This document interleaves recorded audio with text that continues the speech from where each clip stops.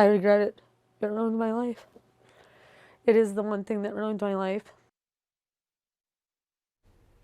Good evening, everyone. A Moorhead woman is speaking out tonight, urging teens in the valley to think twice before posting a school threat on social media, warning the consequences can negatively impact your life forever, as she's still dealing with her fallout 18 years later. Valley News Team's crime and safety reporter Bailey Hurley sat down with a woman today who says she hopes sharing her story helps others better communicate their struggles.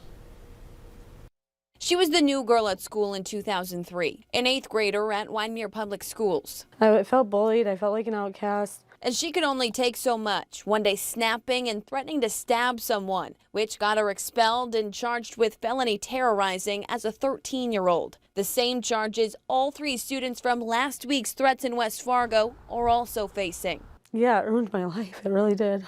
And while she was charged as a juvenile, she emphasizes to families watching tonight, it's not a slap on the wrist. I had dreams and hopes and dreams to be a police officer, and that would never, ever have panned out. Right after I made that threat, my life was over. The military is also able to look in those juvenile court records. I think a lot of kids don't realize that until they try to join the military, and then they realize that, you know, their juvenile offenses do matter. Blankenship says she spent time in juvenile detention and various facilities the rest of her teen years, and says she was never treated the same by anyone, all because she says she didn't know how to ask for help.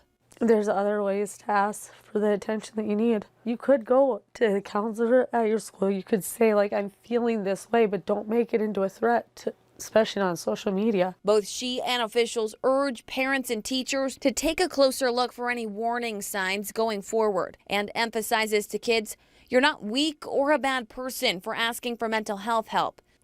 In Fargo, Bailey Hurley, Valley News Live.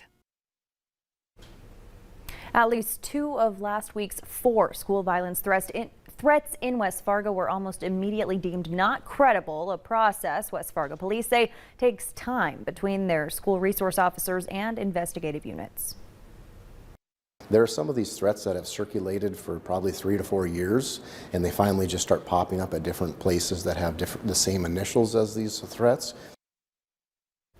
Assistant Chief Nielsen says that all threats are always investigated thoroughly and stresses for parents to trust your local officers and school officials when they say a threat is not credible and that your child will be safe at school.